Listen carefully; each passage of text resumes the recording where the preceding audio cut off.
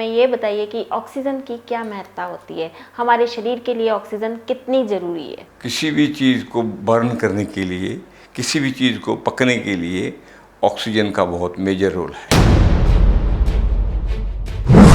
पाचन क्रिया को ठीक काम करने के लिए, दुरुस्त काम करने के लिए ऑक्सीजन की बहुत महत्ता है शरीर में। ऑक्सीजन को किन तरीकों से बढ़ाया जा सकता है शरीर में? ऑक्सीजन बढ़ाने के लिए ये जो एसी वाले जो बंद कमरे हैं, इनको त्यागना होगा। ऑक्सीजन का फंक्शन क्या है? शरीर में जितना भी हमारा खून है वो ऑक्सीजन के साथ ही मूवमेंट करता है। नमस्कार, D5 चैनल हिंदी देख रहे दर्शकों का मैं वंदना स्वागत करती हूँ। आज एक बार फिर हम आए हुए हैं फनविले डॉक्टर जोगिंदर टाइगर के पास में। डॉक्टर साहब, आपका बहुत बहुत स्वागत है हमारे इस प्रोग्राम में। थैंक यू वेरी मच जी। आज हम बात करेंगे कि शरीर में ऑक्सीजन की महत्ता क्या होती है, कैसे इसको बढ़ाया जा सकता है, इस बारे में। सबसे पहले आप हमें ये बताइए कि ऑक्सीजन की क्या महत्ता होती है, हमारे शरीर के लिए ऑक्सीजन कितनी ज़रूरी है। देखिए, पूरी प्रकृति में ही किसी भी चीज़ की फ्लेम, किसी भी चीज़ को बर्न करने के लिए, किसी भी चीज़ को पकने के लिए ऑक्सीजन का बहुत मेजर रोल है।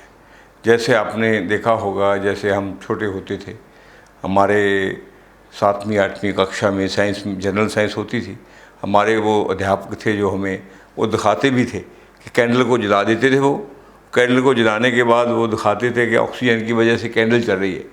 उसके बाद वो एक जार को लेकर कांच के को उसके ऊपर उल्टा कर देते थे, उल्टा रख देते थे।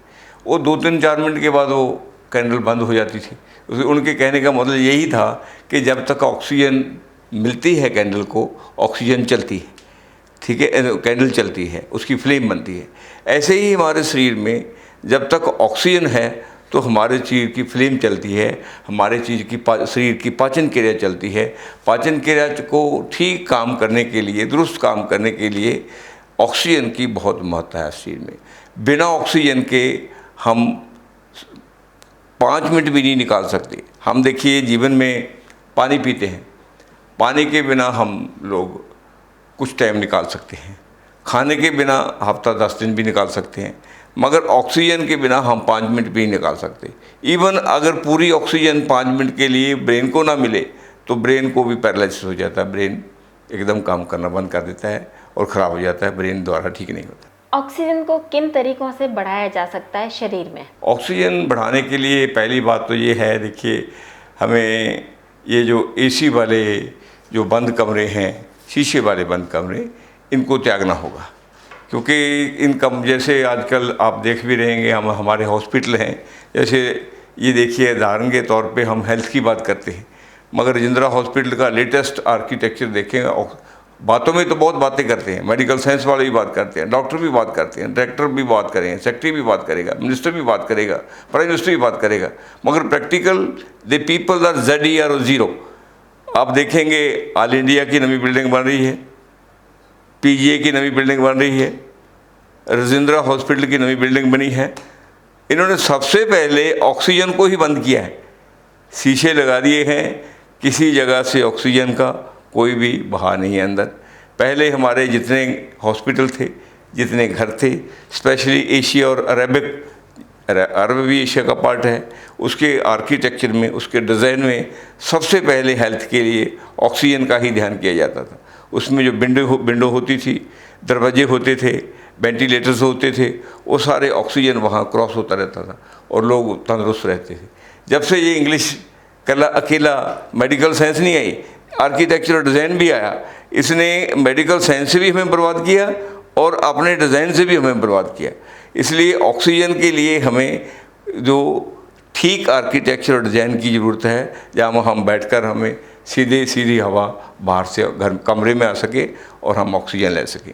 दूसरा, सुबह उठकर और दिन में भी खुली हवा में घूमना चाहिए ऑक्सीजन के लिए, स्पेशली पेड़ पौधों में घूमना चाहिए। सुबह हो सके अगर वक्त हो सैर कर लेनी चाहिए, अगर वक्त हो तो खुली हवा में काम करना चाहिए, अगर वक्त हो तो कुछ नदियों दरियाओं के किनारे में घूमना चाहिए। वहाँ ऑक्सीजन का प्रवाह बहुत होता है, ऑक्सीजन पूरी हो जाती है। अगर आप बिज़ी रहते हैं तो ऑक्सीजन बढ़ाने के लिए शरीर में और बहुत हमारे पास साधन हैं। और ऑक्सीजन की जब कमी होती है, आप देखेंगे आपकी मांसपेशी थकने लग जाती है, आप थकने लग जाते हैं। आपने देखा होगा जिन लोगों को ऑक्सीजन की कमी होती है, जिनके शरीर में ऑक्सीजन का बहाव पूरा नहीं होता, वो लोग आम दूसरे जिसके पास ऑक्सीजन का बहाव पूरा होता शरीर में, वो अगर ऑक्सीजन के बहाव वाला आदमी 2 किलोमीटर इजी चलता है तो वो 1 किलोमीटर नहीं चल सकेगा जिसके पास ऑक्सीजन का बहाव पूरा नहीं। ऑक्सीजन का इतनी महत्ता है, इसलिए आपने देख लेना, कभी आप भाग कर आएँ, आपकी मांसपेशियाँ थक जाएगी। जहाँ आप कमरे में थक जाएं, आप कभी अपना दरवाज़ा खोलें, जहाँ विंडो को खोलें, 2-3 बार ऊंची ऊंची जोर जोर से डीप ब्रीदिंग सांस लें, तो आपने देखा होगा थकावट एकदम दूर हो जाती है। ऑक्सीजन का बहुत बड़ा रोल है।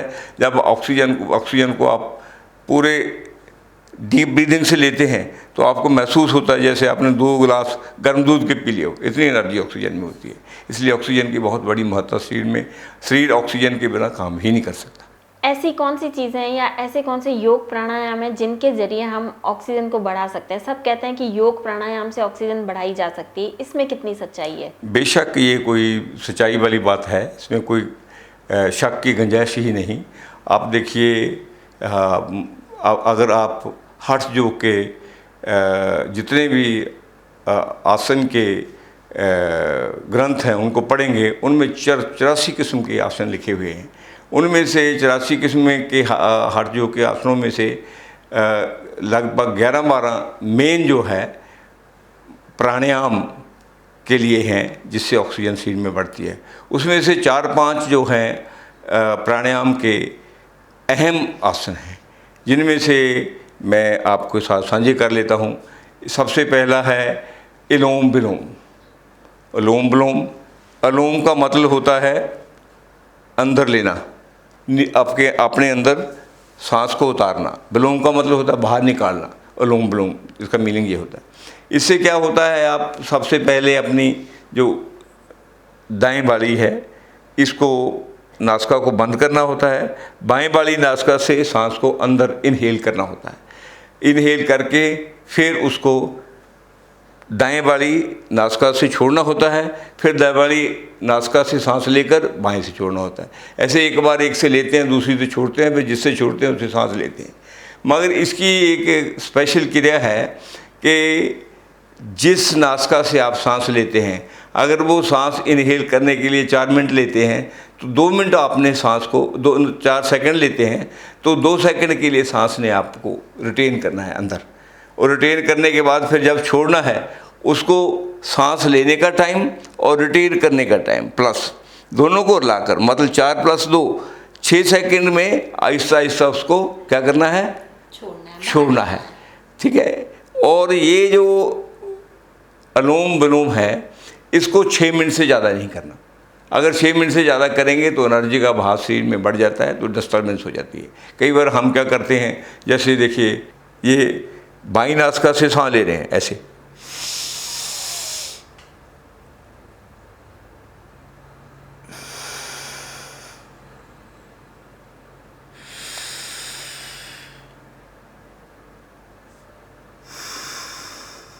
क्या करते हैं उसके, ये तो एक रिदम में है, मगर हम क्या करते हैं, बैठ जाते हैं हवा में। ये इससे क्या होता है, प्राणायाम की जगह मुश्किल खड़ी हो जाती है उल्टी, क्योंकि ऑक्सीजन इतनी फास्ट शरीर में जाती है कि हमें क्या होता है, एसिडिटी बढ़ जाती है। इससे एसिडिटी बढ़ने से हमारा सारे शरीर का सिस्टम खराब हो जाता है। उसके बाद फिर और दूसरा योग है जिसे हम कर सकते हैं, जिसके हमें भौरा प्राणायाम भी कहते हैं, भंवरी प्राणायाम। भंवरी से भौरा एक ही बात है, इसलिए भंवरी प्राणायाम कहते हैं। उसमें क्या होता है, उस प्राणायाम में क्या करते हैं हम, भंवरी की तरह आवाज़ निकालनी होती है, जैसे इसको बंद करके, है ना। वो क्यों निकालते हैं, जब हम अंदर सांस भी खींचते हैं और आवाज़ भी निकालते हैं, उससे क्या होता है, जो हमारा नर्व सिस्टम है सिर का, वो उस वाइब्रेशन से सारा खुल जाता है। उससे एपिलेप्सी तक, अल्जाइमर तक ये रोगों को फ़ायदा होता है। उसके आगे हमारे पास फिर दूसरा है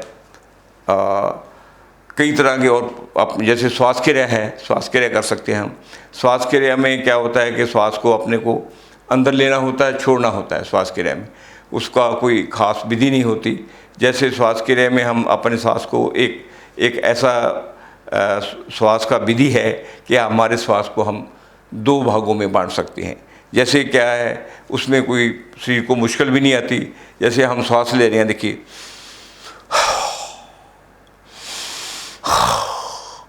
क्या होता है, उसमें सांस को 2 बार बांट लिया। एक बड़ा सांस आया, उसके बाद एक छोटा सांस आया, एक छोटा सांस आया, उसके बाद बड़ा सांस आया।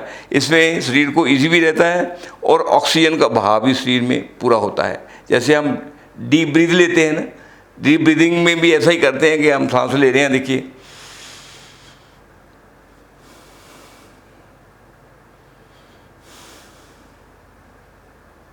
आराम से ब्रीदिंग लेते हैं, आराम से छोड़ते हैं। मगर इसमें हम ब्रीदिंग को 2 भाग में बांट लेते हैं। उसके बाद श्वास क्रिया में एक और है क्रिया। जैसे हम क्या करते हैं, अपने बाजू है, अपने बाजू को जब ऊपर लेके जाएंगे तो क्या करेंगे, इनहेल करेंगे, देखिए निकालने के लिए। ऐसे ही एक ये है प्राणायाम में, बाजू को आगे लेकर जाएंगे, एक बार हम सांस लेंगे, एक बार छोड़ेंगे। ये क्या है, ये श्वास क्रिया है, ये प्राणायाम नहीं है। प्राणायाम में विधि पूर्वक लेना होता है, श्वास क्रिया में कोई विधि नहीं। आप चलते फिरते, बैठते हुए, कुर्सी पे बैठे हुए, खड़े हुए, बातें करते हुए 2 मिनट फ्री होकर कब भी कर सकते हैं, ठीक है। उसके बाद फिर हमारे पास है कपालभाति। वो कपालभाति जो है वो प्राणायाम में नहीं आता, कपालभाति क्रिया है। अगर हम कपालभाति को प्राणायाम में करेंगे तो मुश्किल खड़ी हो जाएगी। इसको करने के लिए बहुत ज़्यादा इतिहाद की ज़रूरत होती है। अगर हम खाना खाकर कपालभाति करते हैं तो ये फ़ायदे की बजाय नुकसान करता है। कपालभाति को हमेशा खाली पेट ही करना चाहिए और विधि पूर्वक करना चाहिए। और जिस आदमी को हार्ट की बीमारी हो, या गायनी की प्रॉब्लम हो, या कोई हेड की प्रॉब्लम हो, उसको कपालभाति वर्जित है, कपालभाति क्रिया। इसलिए कपालभाति क्रिया करने के लिए बहुत एहतियात की ज़रूरत होती है। इन सब आसनों से, इन सब प्राणायाम से हमारे अंदर ऑक्सीजन हम इनहेल करते हैं। ऑक्सीजन का कैसे होता है, जैसे प्राण है, प्राण जीवन देता है, ऑक्सीजन हमें एनर्जी देती है। ऑक्सीजन का फंक्शन क्या है, शरीर में जितना भी हमारा खून है वो ऑक्सीजन के साथ ही मूवमेंट करता है। उस क्या होता है कि जो हमारे सेलुलर सिस्टम है, सेल हैं शरीर के, उसमें क्या होता है कि ब्लड ने वहाँ तक ऑक्सीजन लेकर जानी होती है। जब ऑक्सीजन को ब्लड सेलों तक ले जाता है, वहाँ जाकर क्या होता है, ब्लड का रोल ख़त्म हो जाता है, फिर सेल और ऑक्सीजन का रोल ज़्यादा बड़ा रहता है। उसी से हमारी इसलिए रेजिस्टेंस बनती है, उसी से हमारा इम्यून सिस्टम स्ट्रॉन्ग होता है। जितना हम सेलुलर सिस्टम को ऑक्सीजन से स्ट्रॉन्ग कर लेंगे उतनी हमारी इम्यूनिटी ज़्यादा बनेगी। तो आपको कोई भी बीमारी अपनी लपेट में नहीं ले सकती। बीमारी तो आती रहती है, जाती रहती है, मगर मनुष्य को अपना इम्यून सिस्टम स्ट्रॉन्ग रखना चाहिए, जिससे वो आने वाली सभी बीमारियों से और शरीर में आने वाली मुश्किलों से, शरीर के 3 दोषों से, शरीर की 5 हवाओं से बचकर रह सकता है। जो श्वास क्रिया आपने बताई थी वो कितनी बार तक कर सकते हैं, और दिन में कितनी बार कर सकते हैं, और जब एक बार करें तब कितनी बार करनी चाहिए? ऐसा है, ये जो आपने ठीक कहा, बहुत अच्छी बात कही। ये प्राणायाम की जो बात करते हैं, प्राणायाम सिर्फ ऐसा है जैसे हमें श्वास क्रिया की बात है। श्वास क्रिया को आप कभी भी 1-1 मिनट के लिए दिन में 5 बार कभी भी कर सकते हैं। इस 1-1 मिनट के लिए जो है श्वास क्रिया काफ़ी है, उससे ही आप फ्रेश हो जाते हैं। मगर प्राणायाम में सबसे बढ़िया प्राणायाम अनुलोम विलोम है। अनुलोम विलोम से बढ़कर कोई भी प्राणायाम नहीं।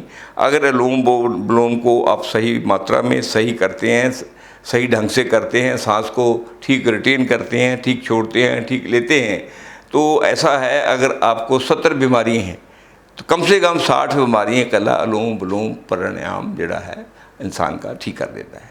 उसमें बहुत बड़ी कैपेसिटी। कितनी देर तक करना चाहिए? हाँ, देखिए अनुलोम विलोम को लगभग 6 मिनट काफ़ी है करने के लिए। 6 मिनट से ज़्यादा इसकी ज़रूरत नहीं होती। अगर 6 मिनट से ज़्यादा हम अनुलोम विलोम को करते हैं तो एनर्जी का बहाव शरीर में बढ़ जाता है। उल्टा फिर कई बारी उससे बीपी भी बढ़ जाता है और प्रॉब्लम भी आ जाती है। इसलिए इसको इतिहास से और इसको लिमिटेड समय जो इसका है उतना ही करना चाहिए। बेवजह जैसे रेलवे के इंजन की तरह लोग लगे हैं, बैठे कर रहे हैं ना, वो लगे रहते हैं 20-20, 25-25 मिनट, उसका कोई फ़ायदा नहीं होता, उल्टा नुकसान होता है।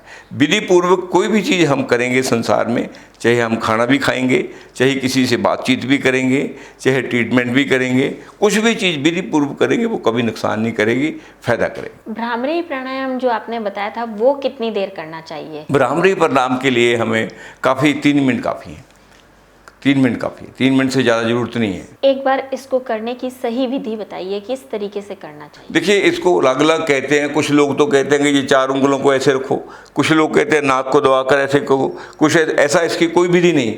सिर्फ आपने जो भौरा है, भ्रामरी किसे कहते हैं? जो भौरा, भौरा जो ब्लैक रंग का भौरा है, उसकी आवाज़ होती है,